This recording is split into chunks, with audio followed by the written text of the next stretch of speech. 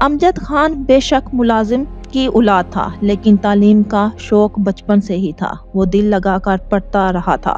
Matric کے بعد مختلف جگہ اپلائی کیا تھا، چھوٹی موٹی جابز کرتا رہا تھا۔ گلناز امجد خان کی ماموزاد تھی۔ کم عمری میں ہی شادی ہو گئی تھی۔ شادی کے 1 سال بعد بیٹا پیدا ہوا تھا۔ جب لوگ وہ لالہ رخ کو لے کر سکندر کے پاس پہنچے تھے، ان کا بیٹا ابو بکر 1 سال کا تھا۔ لالہ رخ کی والدہ کے ان کے خاندان پر بہت احسانات تھے۔ امجد خان والدین کا اکلوتا بیٹا تھا۔ لالہ رخ کے حویلی چھوڑنے کے 1 سال بعد اس نے ماں باپ کو بھی بلوا لیا تھا۔ اس کی جاب پولیس ڈپارٹمنٹ میں ایک معمولی سے کانسٹیبل کے طور پر ہوئی تھی، لیکن وہ اپنی محنت اور قابلیت کے سبب اپنی تعلیم کو جاری رکھے ہوئے تھا۔ لالہ رخ سے بھی کبھی کبھار رابطہ ہو جاتا تھا۔ کچھ عرصہ پہلے اس کی شفٹنگ راجن پور کے پسماندہ علاقے میں ہو گئی تھی۔ بیوی بچے ساتھ تھے۔ وقت کے ساتھ اس کے بڑے 2 بیٹے اور 1 بیٹی تھی۔ اس کا بڑا بیٹا اسلام آباد میں زیر تعلیم تھا۔ جاب شفٹنگ کی وجہ سے اس نے بیٹے کو وہیں ہاسٹل میں ڈلوا دیا تھا۔ چھوٹے بچے ابھی بہت چھوٹے تھے۔ دوسرے بیٹے کو مقامی اسکول میں داخل کروا دیا تھا۔ اس کی بیوی ایک بار پھر امید سے تھی۔ ڈلیوری میں چند ماہ باقی تھے جب ڈپارٹمنٹ میں کچھ جابز نکلی تھی۔ اس نے ابھی اپلائی کر لیا۔ امتحان ہوا تو وہ کامیاب ٹھہرا تھا۔ ٹریننگ کے لیے اسے اسلام آباد بھجوا دیا گیا۔ پیچھے بیوی بچے اکیلے تھے۔ 6 ماہ کی ٹریننگ تھی۔ گلناز بہت سمجھدار اور باشعور عورت تھی، لیکن انجان جگہ اور انجان لوگوں میں رہنا عجیب مشکل لگ رہا تھا۔ امجد خان نے ان کو کرائے پر گھر لے کر رکھا ہوا تھا۔ ٹریننگ کی وجہ سے وہ ان سب کو ساتھ نہیں رکھ سکتا تھا۔ دونوں ماں باپ گزرے وقت میں دنیا سے چل بسے تھے۔ وہ 2 ماہ بعد صرف 2 دن گھر آ سکا تھا۔ اسے گلناز کچھ پریشان دکھائی دی، لیکن اس کے باوجود وہ بار بار پوچھنے پر وہ ٹال گئی تھی۔ اعلیٰ جاب اور عہدہ حاصل کرنا امجد خان کا خواب تھا، اور گلناز اس کے کسی بھی خواب کے راستے میں نہیں آنا چاہتی تھی۔ اس کی ڈلیوری کے دن نزدیک تھے۔ راجن پور میں امجد خان کے ڈپارٹمنٹ کا ایک شخص اور اس کی بیوی ان کی خبرگیری کر لیا کرتے تھے۔ گلناز کے ہاں بیٹی نے جنم لیا تھا۔ اس شخص اور اس کی بیوی نے کافی تعاون کیا تھا، اور تبھی گلناز مزید پریشان ہو گئی تھی۔ اس نے محسوس کیا تھا کہ امجد خان اس شخص کو ان کی خبرگیری کا کہہ کر تو چلا گیا تھا، لیکن یہ شخص کوئی اچھا انسان نہ تھا۔ وہ شخص جب جی چاہتا گھر میں گھس آتا تھا۔ نت نئی فرمائشیں اور باتیں۔ گلناز اس اجنبی جگہ اور انجان لوگوں میں بڑی مشکل سے دن گزار رہی تھی۔ وہ کسی سے کچھ کہہ بھی نہیں سکتی تھی۔ لالہ رخ کا فون نمبر موجود تھا۔ 1-2 بار اس سے بات ہوئی تھی تو اس نے لالہ رخ سے سب کہہ دیا تھا۔ جواباً لالہ رخ نے اسے محتاط رہنے کا کہا تھا۔ لالہ رخ نے اسے بتایا کہ کس طرح ہمایوں نے انہیں ڈھونڈ نکالا ہے اور پریشان کر دیا ہے۔ اس کے باوجود لالہ رخ نے اسے کہا تھا کہ اگر زیادہ پریشانی والی بات ہے تو وہ اس کے پاس آ جائے۔ جب تک امجد خان کی ٹریننگ نہیں ہو جاتی، وہ بچوں کے سمیت اس کے پاس رہ سکتی ہے۔ لالہ رخ نے اپنے پرانے اور نئے دونوں گھروں کا ایڈریس لکھوا دیا تھا۔ کچھ دن مزید سرکے تو ایک عجیب سی بات ہوئی تھی۔ اس کی بیٹی کی طبیعت بہت خراب تھی۔ وہ دونوں کافی دنوں سے بیمار تھی۔ وہ مجبور امجد خان کے بتائے ہوئے شخص اور اس کی بیوی کی مدد لینے پر مجبور تھی۔ اس کی بیوی اور اچھی خاتون تھی۔ وہ اس کے ساتھ ہاسپٹل چلی گئی تھی۔ سردیوں کی پیدائش تھی۔ بچی کو نمونیا ہو گیا تھا۔ ڈاکٹر نے 2 دن ہاسپٹل میں رکنے کا کہا تھا۔ وہ 2 دن گلناز کے لیے بڑے تکلیف دہ تھے۔ اس شخص کی نوازشیں اور مہربانیاں وہ پتہ نہیں کیسے برداشت کر رہی تھی۔ اگلے دن شام کے وقت ان کو ڈسچارج کر دیا گیا۔ بچی اب بہتر تھی۔ اس نے بچی کی طبیعت کی اطلاع بذریعہ خط امجد خان کو بھجوا دی تھی۔ جواباً اس کا خط بھی ملا تھا۔ ٹریننگ کا شیڈیول بہت سخت تھا۔ چھٹی ملنا مشکل ہے۔ اب ٹریننگ مکمل ہوگی تو گھر آ سکے گا۔ تب تک وہ اپنا اور بچوں کا خیال رکھے۔ رات کا پہر تھا۔ بچی کو سلا کر گلناز ابھی آنکھ ہی لگی تھی جب گھر کا دروازہ بجنے لگا تھا۔ وہ اٹھ کر باہر آئی۔ اس نے پوچھا تو پتہ چلا وہی شخص ہے۔ وہ حیران ہوئی، بھلا رات کے اس پہر یہ شخص کیا کرنے آیا ہے؟ بھائی، ہم لوگ آپ اور آپ کے بچوں کی خیریت پوچھنے آئے ہیں، وہ ششو پنج میں تھی جب دروازے کی دوسری طرف سے کہا گیا تھا۔ گلناز کو تھوڑا سا سکون ہوا، یعنی وہ اکیلا نہیں تھا۔ اس نے دروازہ کھول دیا تھا۔ وہ اندر داخل ہوا تو گلناز نے اس کے عقب میں دیکھا۔ وہ وردی میں ملبوس تھا۔ بھابی کدھر ہیں؟ وہ تو گھر پر ہی ہے، میں آفس سے لوٹا تو سوچا ادھر سے گزر رہا ہوں، آپ اور بچوں کی خیریت پوچھ لوں، اس نے کہا تو گلناز چونکی۔ اس کے چہرے کے تیور بدلے تھے۔ وہ 4 بچوں کی ماں تھی۔ اتنا تجربہ ضرور ہو چکا تھا کہ تنہا مرد رات کے اس پہر کسی تنہا عورت کے گھر میں یوں چلا آئے تو کیا ہو سکتا ہے؟ آپ کو اس وقت ادھر نہیں آنا چاہیے تھا، گلناز نے از حد ناگواری سے کہا۔ آپ کو علم ہے میں تنہا عورت اس وقت گھر میں اکیلی ہوتی ہوں، محلے والے پہلے ہی میرے بارے میں مشکوک رہتے ہیں، میں لوگوں کی باتیں بنانے کا موقع نہیں دینا چاہتی، آپ براہ کرم اس وقت یہاں سے جا سکتے ہیں، اس نے بہت صاف لہجے میں کہا تھا۔ ارے آپ تو غصے میں آ گئی، میں تو بس خیریت پوچھنے آیا تھا، گھگیا گیا تھا، خیریت ہی پوچھنی تھی تو دن کی روشنی میں آتے۔ گلناز کا انداز بے لچک تھا۔ غصہ کیوں کرتی ہیں؟ بھلائی کا تو کوئی زمانہ ہی نہیں، امجد خان نے کہا تھا تو میں ان کی مروت میں سب کرتا ہوں، ورنہ کون ہے جو اس زمانے میں کسی غیر کے لیے اتنی دوڑ دھوپ کرے؟ جواباً وہ بھی غصہ کر گیا تھا۔ گلناز الجھی تھی۔ وہ شخص واپس جانے کی بجائے صحن میں بچھی چارپائی پر بیٹھ گیا۔ ایک گلاس پانی کا پلا دیں، پھر چلا جاتا ہوں۔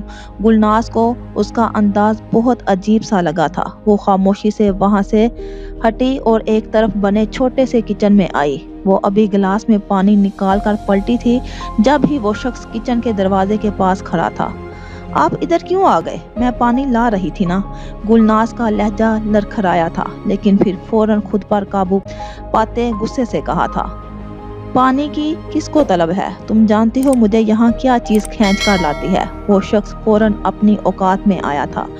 ہاں اچھی طرح جانتی ہوں، تم ابھی اور اسی وقت میرے گھر سے نکلو، بہت برداشت کر لیا میں نے تمہیں، تم میرے گھر سے نکلو ورنہ میں شور مچا دوں گی۔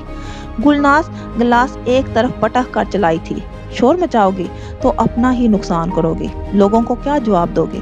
میں تو ادھر آتا جاتا رہتا ہوں، لوگ تو کہیں گے تم نے خود مجھے بلوایا ہے۔ گلناز کا رنگ لٹھے کی مانند سفید ہوا تھا۔ مجھے ترس آتا ہے تمہاری نیک سیرت بیوی پر، کس قدر گھٹیا انسان ہو تم۔ وہ دکھ سے بس یہی کہہ سکی تھی۔ دیکھو تمہارا شوہر یہاں نہیں ہے، کیوں اتنی خوبصورت جوانی یوں برباد کر رہی ہو؟ میرے ساتھ تعاون کرو، فائدے میں رہو گی۔ وہ شخص خباثت پر اتر آیا تھا۔ گلناز کا بس نہیں چل رہا تھا کہ وہ اس شخص کو مار مار کر یہاں سے نکال دے۔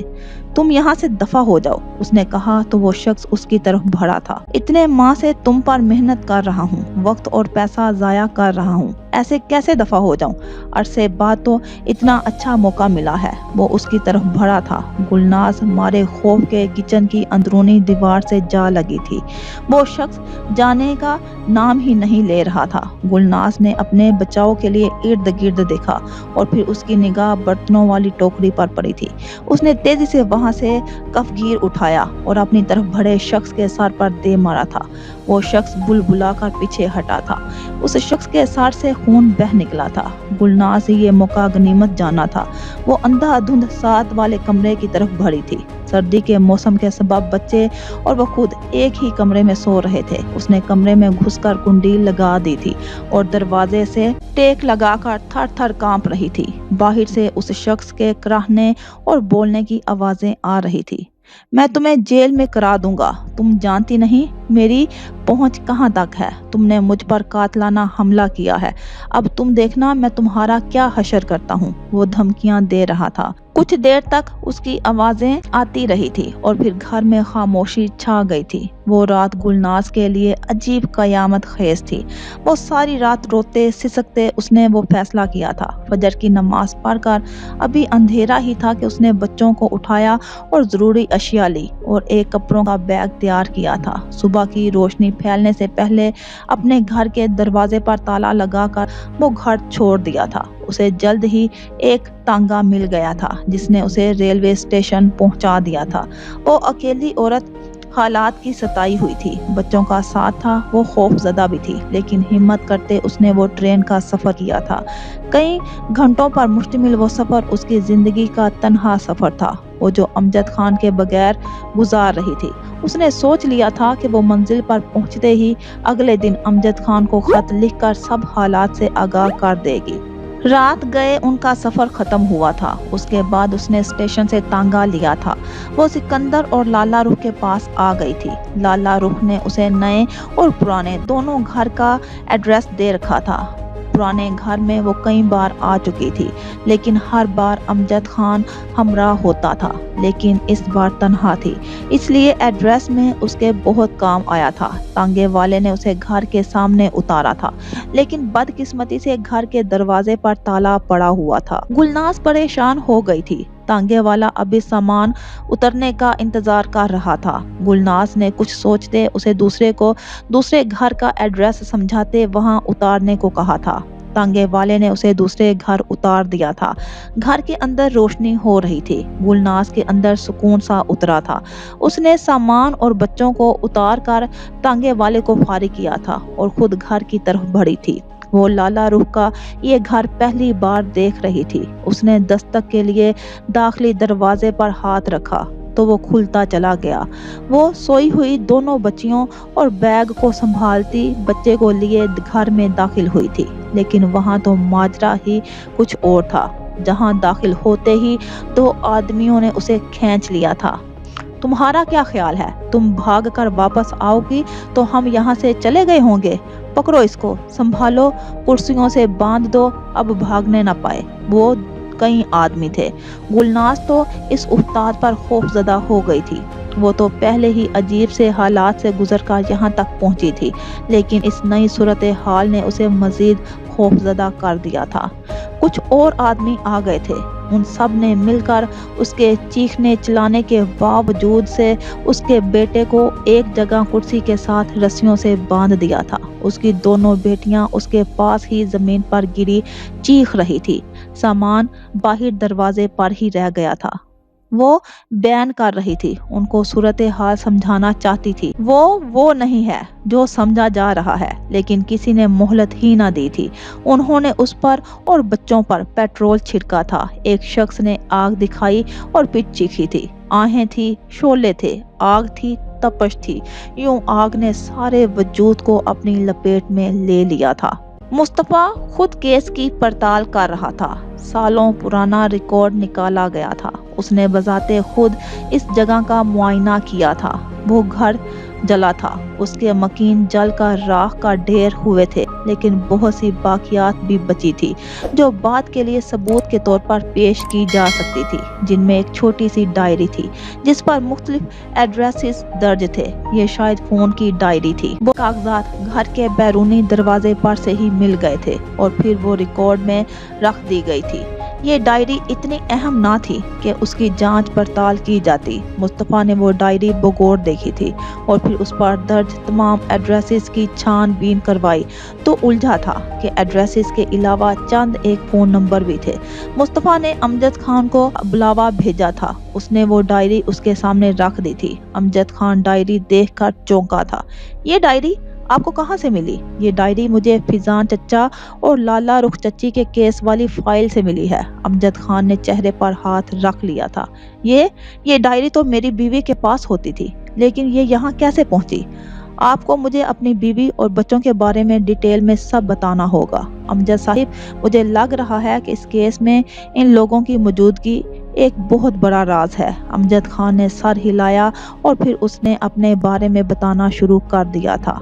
अमजद खान 6 माह की ट्रेनिंग के बाद लौटा तो घर पर ताला लगा हुआ था और मालिक मकान अजहद गुस्से में था।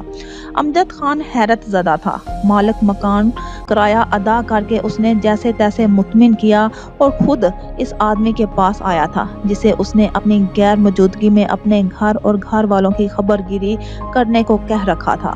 वो शख्स तो बिफरा बैठा था। उसने गुलनाज के मुतालिक वो इल्जामात लगाए कि वो दोनों का झगड़ा हो गया था। उस आदमी के कहने के मुताबिक गुलनाज के किसी और मर्द से नाजायज ताल्लुकात कायम हो गए थे। جس کی وجہ سے اسے خبر ہو گئی تھی، اور پھر ایک رات وہ اس کی بچی کی خبر گیری کرنے گیا تو دونوں کو رنگے ہاتھوں پکڑ لیا تھا، دونوں کو برا بھلا کہا تھا۔ جواباً گلناز شرمندہ ہونے کی بجائے دوسرے آدمی کے ساتھ مل کر اسے نہ صرف زد و کوب کیا تھا بلکہ غلط نتائج کی دھمکیاں بھی دی تھی۔ وہ رات کو چلا گیا تھا اور اگلی صبح گلناز اس آدمی اور بچوں سمیت غائب ہو چکی تھی۔ امجد خان یہ سب ماننے کو تیار نہ تھا۔ اس نے مختلف رشتہ داروں کے ہاں فون کیے تھے، گلناز اور بچے کہیں بھی نہ تھے۔ امجد خان کو گلناز پر پختہ یقین تھا، جو دن گزرنے کے ساتھ ساتھ متزلزل ہونے لگا تھا۔ اس نے چند دن گلناز کو تلاش کیا لیکن گلناز کا کوئی اتا پتہ نہ مل سکا تھا۔ اس ٹریننگ کے بعد صرف چند چھٹیاں ملی تھی، اسے فوراً جوائننگ کرنا تھا۔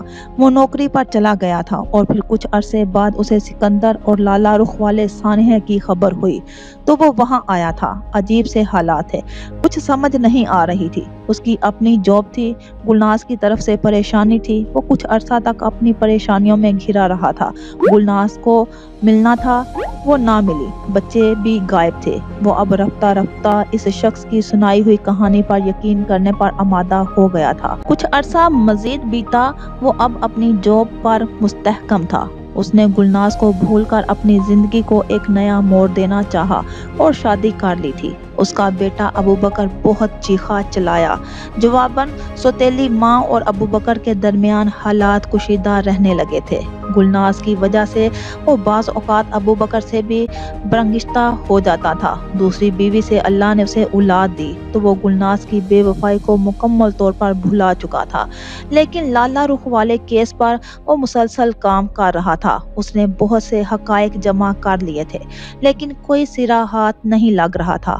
وقت کا کام تھا گزرنا، وقت تیزی سے گزر رہا تھا۔ ابوبکر حالات سے برگشتہ ہو کر گھر چھوڑ کر چلا گیا تھا۔ امجد خان کے لیے اپنی جاب، بیوی، بچے اور گھریلو ذمہ داریاں تھیں۔ اسے چلے جانے والے لوگ شدت سے یاد آتے تھے لیکن اس نے خود کو پتھر بنا لیا تھا۔ گلناز کے خاندان والے اس کی بنائی گئی کہانی پر یقین کرنے پر آمادہ نہ تھے، سو ان سے بھی عرصہ دراز قطعی تعلق تھی۔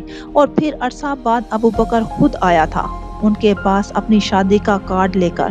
وہ بھی نادم تھے، شرمندہ تھے، بیٹے کو فوراً قبول کر لیا، لیکن گلناز اور باقی تینوں بچے اب بھی شدت سے یاد آتے تھے، جنہیں وہ دل پر پتھر رکھ کر بھول جانے کی کوشش کرتا تھا۔ مصطفیٰ نے ساری کہانی سنی اور پھر افسردگی میں ایک گہرا سانس لیا۔ مجھے نہ جانے کیوں لگ رہا ہے امجد صاحب، وہ عورت اور تینوں بچے وہ آپ کے ہی اہل خانہ تھے۔ امجد خان کا رنگ ایک دم زرد ہوا تھا۔ عبدالقیوم کی نشاندہی پر جو ملوث لوگ تھے ان کی فہرست کے مطابق وہ لوگ کرائے کے گنڈے تھے، جن میں سے صرف 2 گرفتار ہو سکے، باقی کچھ مر کھپ گئے ہیں اور کچھ روپوش ہیں۔ جو گرفتار ہوئے ہیں ان کے بیانات کے بعد میں اس نتیجے پر پہنچا ہوں کہ وہ عورت جو تینوں بچوں کے ہمراہ اس گھر میں اس رات داخل ہوئی تھی، اس کے پاس بیگ تھا جسے ایک آدمی اٹھا کر اپنے گھر لے گیا تھا، جس میں کپڑے اور قیمتی زیور اور روپے تھے۔ وہ عورت ان کو بتانا چاہتی تھی کہ وہ لالا رخ نہیں ہے بلکہ اس کی رشتہ دار ہے۔ اب صرف ایک ہی حل ہے، آپ کا اور آپ کے بیٹے ابوبکر کا DNA ٹیسٹ لیا جائے اور پھر اسے اس پرانی پوسٹ مارٹم رپورٹ سے میچ کیا جائے۔ میری دعا ہے جیسا میں سوچ رہا ہوں ویسا کچھ نہ ہو، آپ پلیز ہمت کریں۔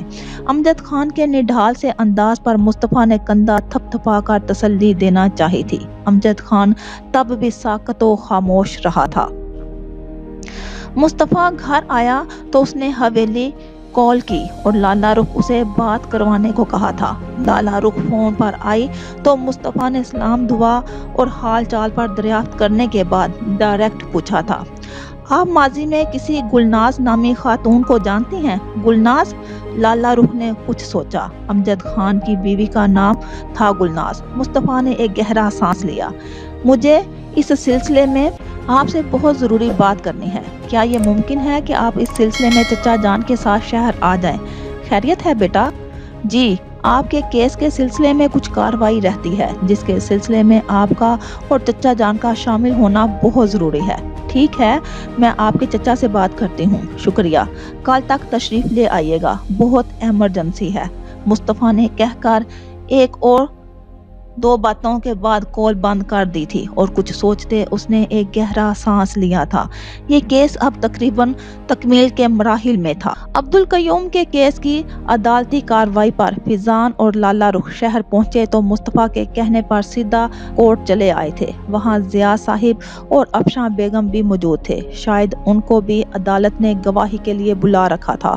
کورٹ میں 3-4 گھنٹوں کی کارروائی چلی تھی۔ ہتکڑیوں میں جکڑا عبدالقیوم لالا رخ کو دیکھ کر ساکت رہ گیا تھا، وہیں فیضان کو دیکھ کر اس کا رنگ بالکل بدل گیا تھا۔ عبدالقیوم کا کیس اس کے مخالف چل رہا تھا، گواہی دینے والے بہت سے لوگ تھے۔ امجد خان سے لے کر لالا رخ تک بڑی دیر تک عدالتی کارروائی چلی تھی۔ سب نے اپنے اپنے بیانات قلم بند کروائے تھے۔ ابو بکر بھی امجد خان کے ہمراہ تھا۔ عدالتی کارروائی کے اختتام کے بعد مصطفیٰ ان سب کو لے کر گھر آ گیا تھا۔ ضیاء صاحب اور افشاں بیگم بھی ساتھ تھے، امجد اور ابو بکر بھی۔ مصطفیٰ بھی وہیں چلا آیا تھا۔ گھر کے کچھ اور افراد بھی آ گئے تھے۔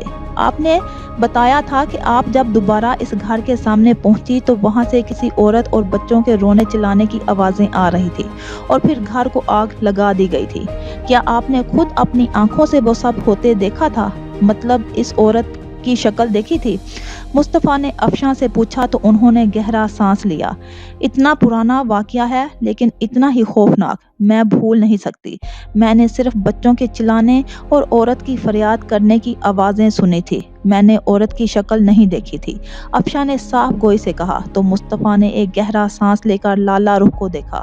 ہمیں آپ سے گلناز کے بارے میں جاننا ہے۔ جیسا کہ آپ جانتی ہیں کہ گلناز امجد خان صاحب کی پہلی بیوی تھی اور ابو بکر ان کا سب سے بڑا بیٹا، لیکن بعد کے حالات ایسے ہوئے ان کی وائف اور باقی بچے کہیں غائب ہو گئے تھے۔ یہ ان کی بہت تلاش کرتے رہے تھے لیکن کچھ سراغ نہ مل سکا۔ لالا رخ نے سنجیدگی سے مصطفیٰ کی بات سنی تھی۔ باقی گلناز کے بارے میں آپ کو اچھی طرح امجد خان بتا دیتے ہیں۔ مصطفیٰ نے امجد خان کو اشارہ کیا۔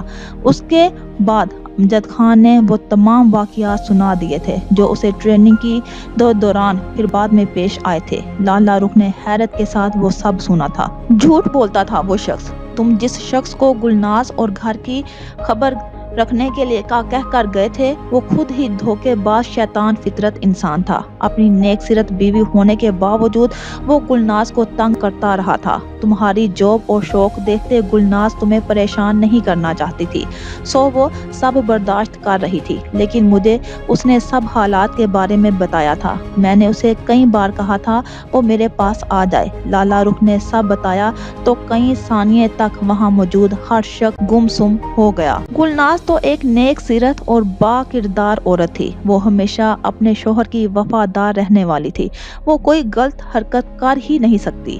امجد خان اس شخص نے تمہیں بھڑکایا تھا، وہ اور تم اس کی باتوں میں آ کر اپنی بیوی پر شک کرتے رہے، لالا رخ نے بہت دکھ سے کہا۔ تو امجد خان نے ایک گہرا سانس لیا۔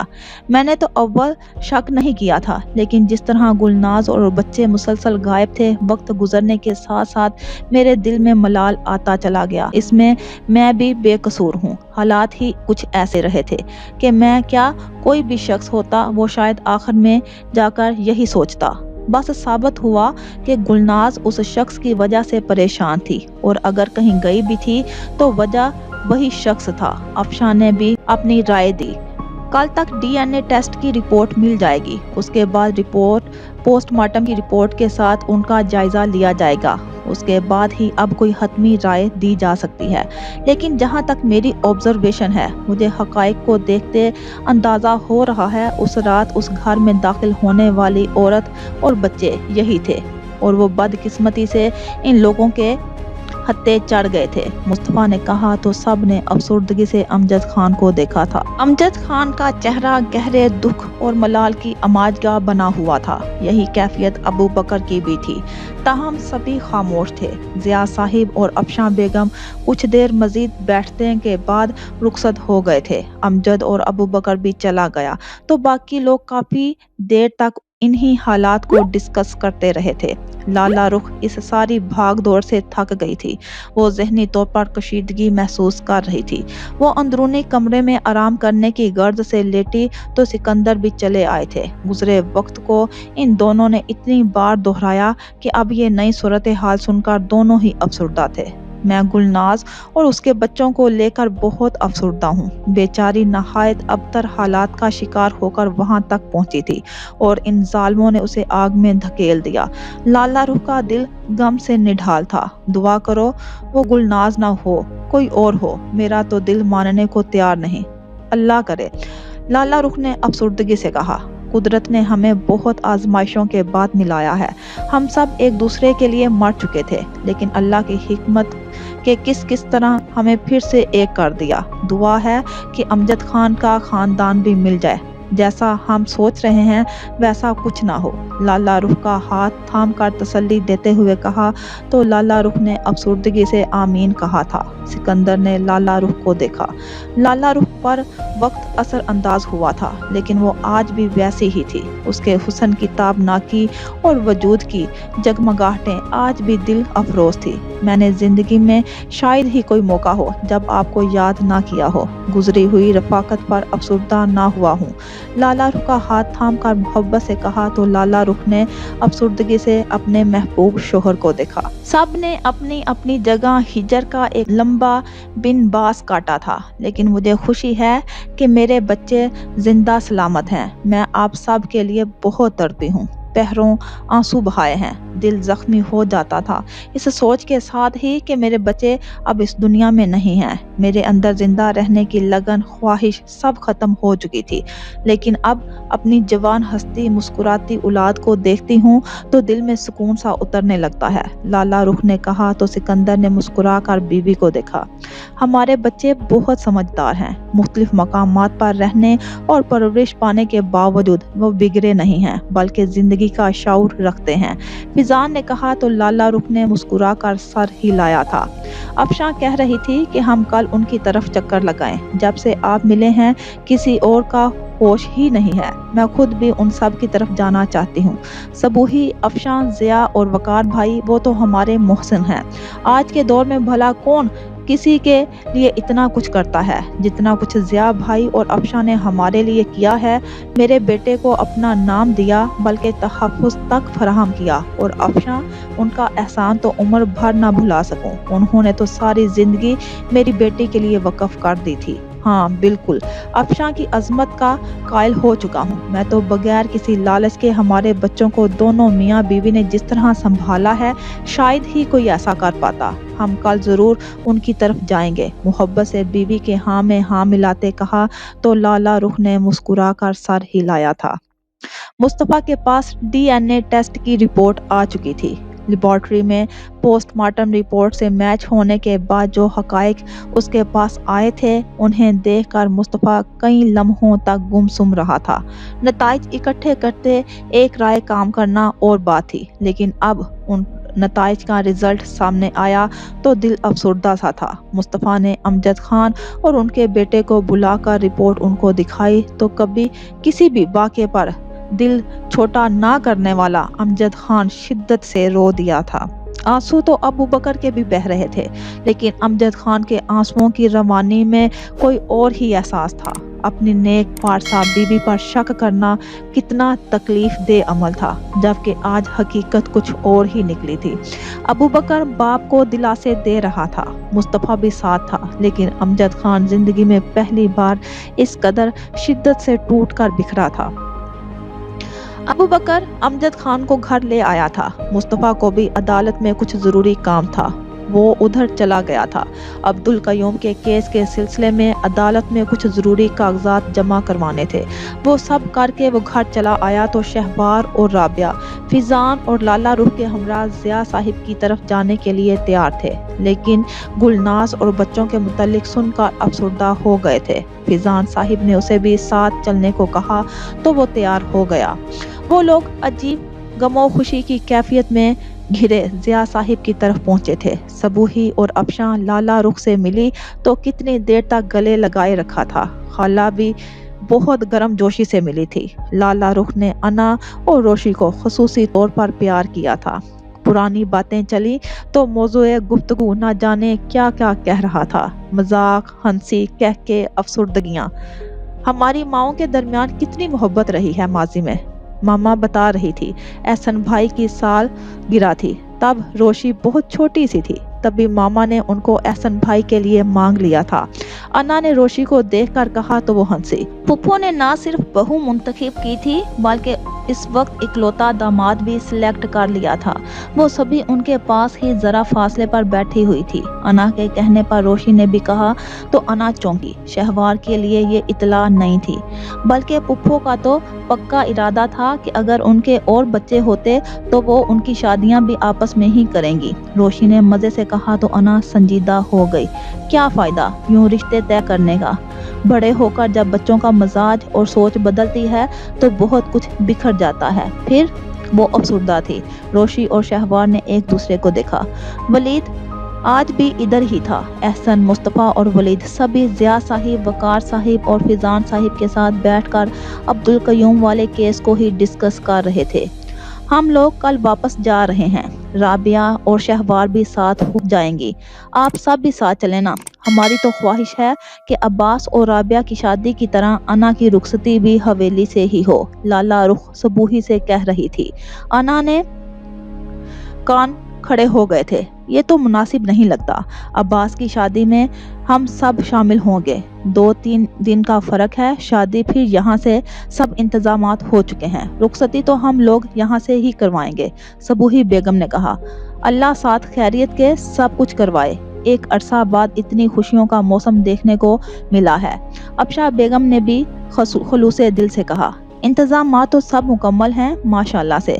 वो तीनों खवातीन शादी के मामलात को डिस्कस कर रही थी। अन्ना खामोशी से उठकर वहां से निकली तो शहवार ने उसे बगौर देखा था। उसने राबिया और रोशी को कहा और फिर खुद ही अन्ना के पीछे चली आई थी। क्या हुआ, इधर क्यों आई हो? बस वैसे ही। हमाद से बात हुई? नहीं, मैंने वलीद भाई से बात की थी। अन्ना ने हैरान होकर देखा। उन्होंने फिर ऐसी वैसी कोई बात तो नहीं की ना? अन्ना ने नफी में सर हिला दिया। अब करेंगे भी नहीं। मैंने अच्छी खासी ब्रेन वॉशिंग कर दी है। वैसे तो मुस्तफ़ा से भी लड़ी हूँ। वो भी कह रहे थे कि वो उनको समझाएंगे। अब वो तुमसे ऐसी वैसी कोई बात नहीं करेंगे। अन्ना ने मुख्तसरन सर हिलाया। अन्ना देखो, अब तुम ये सब कबूल कर चुकी हो तो सब कुछ खुशी खुशी कबूल करो। मुझे यकीन है तुम शादी के बाद बहुत खुश रहोगी। शहवार ने कहा तो अन्ना महज मुस्कुराई थी। उसकी मुस्कुराहट में अज़ियत सी थी। अगर दिल को मार कर हालात से समझौता कर लेना खुशी का नाम है तो हाँ, मैं बहुत खुश हूँ। मैंने अपने वालिदैन को बहुत अज़ियत पहुँचाई है और अगर आज मैं ये सब बर्दाश्त कर रही हूँ तो सिर्फ और सिर्फ अपने वालिदैन की इज्जत की खातिर। वरना वो जुमला अधूरा छोड़कर लब भींच गई। डोंट वरी, सब ठीक हो जाएगा। शहवार ने तसल्ली दी तो उसने महज सर हिलाया। अमजद खान की फैमिली का सुनकर सभी अफसुर्दा थे। सभी उसके यहाँ जाकर ताज़ियत करके आए थे।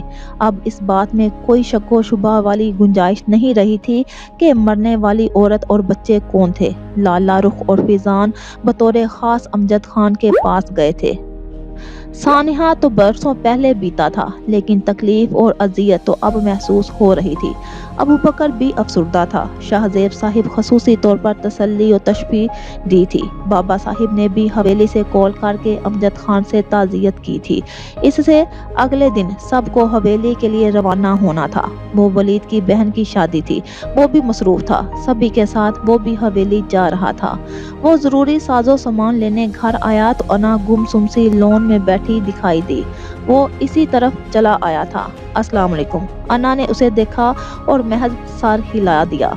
तुम्हें इल्म तो है कि राबिया की शादी हवेली से ही हो रही है, चलोगी साथ? नहीं, वो साफ गोई से कहकर उठ खड़ी हुई। क्यों? मेरे पास वक्त नहीं है, वो संजीदगी से कहकर वहां से चल दी तो वलीद भी साथ साथ हो लिया। यूं कहो ना, अपनी शादी की वजह से नहीं जाना चाह रही हो। अन्ना ने एक अजनबी निगाह वलीद पर डाली। सुना है रुखसत होकर तुम भी हवेली ही आओगी। अन्ना ने हैरान होकर देखा। उसे ऐसे किसी भी प्रोग्राम का इल्म ना था। पुप्पो बता रही थी कि हस्बे रवायत वो ये शादी भी हवेली में ही करेंगे। वहीं से बारात शहर आएगी और तुम्हें रुखसत करवा कर वापस गांव ले जाऊंगी। उसके बाद तुम लोग जहां मर्जी रहो, तुम लोगों की मर्जी। वलीद के अल्फाज पर वो उलझ गई थी। हवेली जाने का मतलब शादी के बाद मुसलसल वलीद से सामना, एक मुसलसल अजियत, एक ला यानी सोचों का सिलसिला जिससे वो छुटकारा नहीं हासिल कर पा रही थी।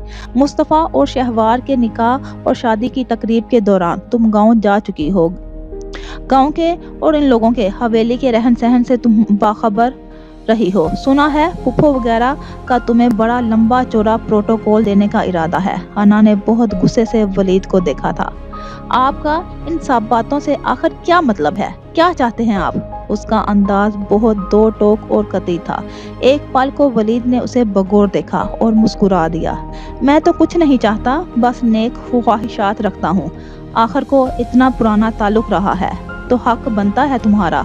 वलीद के अल्फाज पर अना भक से उड़ी थी। शट अप, वो गुस्से से बोली।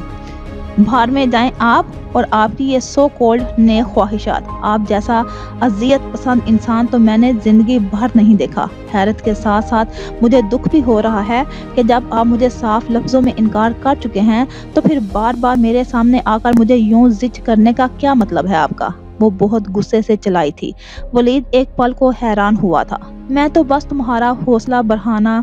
वलीद ने कुछ कहना चाहा जब अना ने उंगली उठाकर उसे वार्न किया। मुझे आपकी किसी भी हमदर्दी और रहम की जरूरत नहीं। आइंदा खबरदार मेरे सामने आकर मुझे कुछ कहा तो मैं भी पुराने ताल्लुक की वजह से ये सब बर्दाश्त कर रही हूँ, वरना। वलीद हंसा तो अना का पारा एकदम शदीद हाई हो गया था। तुम तो माइंड ही कर गई हो। मैं तो तुम्हारे फायदे की टिप्स दे रहा था। नहीं चाहिए मुझे आपकी कोई टिप्स। मैं सच कह रही हूँ, अगर आपने मुझे अब एक लफ्ज भी कहा तो अंकल से और लाला रुख से, आंटी से आपकी शिकायत करूंगी। हाय, क्या कहोगी? अना ने बहुत गुस्से से देखा। यही कि मैं तुम्हें अच्छे अच्छे मशवरे दे रहा हूँ और शादी से मुतल्लिक ब्रीफिंग दे रहा हूँ। वलीद का अंदाज तपाने वाला था और अना का बस नहीं चल रहा था कि कुछ कर बैठे। खैर वो सब एक तरफ, तुमने शहवार से मेरी शिकायत क्यों की? शादी से तुमने इनकार किया था। हमाद को तुम दरमियान में लाई थी। मोहतरमा, मैंने तो बुजुर्गों के फैसले का एहतराम किया था, बस उनको मजीद ज़हनी टेंशन से बचाया। मैंने तुम्हें तो मेरा एहसान मंद होना है चाहिए, ना कि दूसरे बंदे के सामने मजलूम बनकर मेरी शिकायतें करती फिरो। अना ने बहुत गुस्से से उसे देखा। उसे अंदाजा नहीं था कि वलीद के सामने अपने दिली जज्बात को आश्कार करके वो इतनी बड़ी गलती कर गई है। वो तो ना जाने किस उम्मीद में उससे हाल दिल कह बैठी थी। उसे इल्म ना था कि वलीद उसे यूं खवार करेगा। वो अब इस घड़ी को पछता रही थी जिस घड़ी जज्बात में आकर वो वलीद के सामने कमजोर पड़ गई थी। मुझे नहीं पता था कि आप इस कदर बेरहम, संग दिल और मतलब परस्त इंसान हैं। काश उसे देखकर लब भींचकर वहां से तेजी से चली गई थी। वलीद ने संजीदगी से उसे जाते देखकर कंधे उचकाए थे। हवेली में अच्छी खासी रौनक लगी हुई थी। राबिया की शादी पहले हुई थी, उसके चंद दिन बाद अना की शादी थी। अलबत्ता वलीमा बाबा साहिब की ख्वाहिश के मुताबिक शहर में होना था और हमाद, अब्बास और मुस्तफ़ा का जो अब तक पेंडिंग था, तीनों वलीमे एक साथ तय पाए थे। बाबा साहिब बहुत खुश थे। अरसा बाद उनका दिल एक अनदेखे बोझ से आज़ाद होकर सांस ले रहा था। उन्होंने फिजान, लाला रुख, राबिया, वलीद और शहवार सबको सारे ख़ानदान में एक नई हकीकत और रिश्ते से मुतारफ़ करवाया था। अब माजी में ऐसे रिश्ते मौजूद ना थे जो उनके किसी अमल पर रद्द अमल जाहिर करते, और जो थे उनकी उन्हें परवाह ना थी। उनके बच्चे उनसे खुश थे।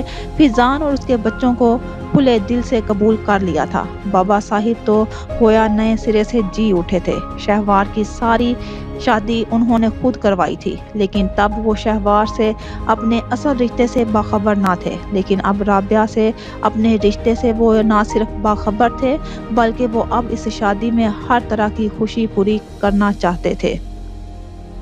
मेहमानों की एक तवील लिस्ट थी। वो जब से हवेली लौटे थे शादी के इंतजामात में लगे हुए थे।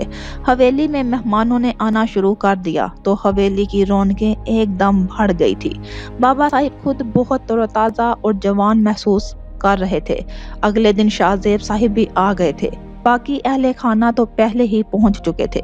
दोनों फूफियां, उनके बच्चे, चचा, दीगर रिश्तेदारों का एक लंबा चौड़ा खानदान था। राबिया को मायूं बिठा दिया गया था। वो अपने कमरे में महदूद होकर रह गई थी। बाकी घर वालों से मासवाए खवातीन के उसका सख्त पर्दा था। मेहंदी का फंक्शन कंबाइन था। एक दिन गैप और उसके अगले दिन बारात थी। हादिया बतौर खास हवेली आई हुई थी। उनकी तरफ से साजिदा और उनके अलावा बाकी सब मेहंदी के फंक्शन के लिए आए थे। मैंने शहवार की शादी का फंक्शन मिस कर दिया था, लेकिन राबिया की शादी तो ज़रूर अटेंड करनी थी।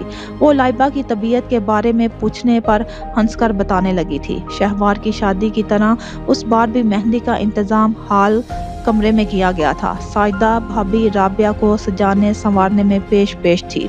शहवार की शादी में सभी ने बहुत इंजॉय किया था। तुम्हें याद होगा रोशाने को जब शहवार का निकाह था और हम सब हाल में बैठे मेहंदी लगा रही थी। शहवार का ऑर्डर था कि कोई भी लड़का इधर नहीं आएगा, लेकिन सब लड़कों ने एकदम हल्ला बोल दिया था। फिर बड़ी मुश्किल से निकाल कर ला पाई थी हम। शाइस्ता भाभी राबिया को मेहंदी के फंक्शन के लिए तैयार करते करते उसे माजी के वाक़यात भी सुना रही थी। हाय, इसका मतलब है यहाँ दुल्हन को बहुत तंग किया जाता है। राबिया वाकई अंदर से खौफजदा हो गई थी। शहवार की शादी वो देख चुकी थी, लेकिन निकाह अटेंड नहीं किया था। तुम देखना जरा बाहर लड़कों ने कैसे भंगड़े का इंतजाम किया है। अब्बास भाई की शादी पर तो सभी दिल के अरमान निकालेंगे, देखना जरा। लाइबा ने भी लुकमा दिया। खाने के बाद बाहर ढोल बजने की आवाज सुनाई दी तो सभी एकदम पुरजोश हो गए थे। सभी लड़के बाहर हवेली के सामने इकट्ठे हो गए थे। लड़कियां अंदर अपनी अपनी तैयारियों में लगी हुई थी। शहवार ने इस मौके के लिए जर्द और सब्ज रंग के इम्तजाज वाली हल्के फुल्के काम वाली साड़ी बनवाई थी। वो साड़ी पहनकर उसकी फाल दुरुस्त कर रही थी जब मुस्तफ़ा कमरे में दाखिल हुआ था। शाइस्ता भाभी से मेकअप उसने पहले ही करवा लिया था। शहर से चंद ब्यूटिशियंस लड़कियां आई हुई थी। माशाल्लाह, आज तो रंग ढंग ही निराले हैं। मुस्तफ़ा ने करीब आते मबहूत से अंदाज में कहा तो शहवार झिंपी। अब ऐसी भी बात नहीं, उसने मुस्तफ़ा के तेवर देखते टालना चाहा। ये जरा आईने में देखकर बताओ, जरा ये तुम ही हो या तुम सा कोई और है? उसे कंधों से पकड़कर आईने के सामने करते मुस्तफ़ा ने कहा तो शहवार कंफ्यूज हो गई। यार, इस वक्त तुम तो वो लग रही हो जिसे शायर देखकर कहते हैं, हुस्न को चांद, जवानी को कमल कहते हैं, तेरी सूरत नजर आए तो गजल कहते हैं।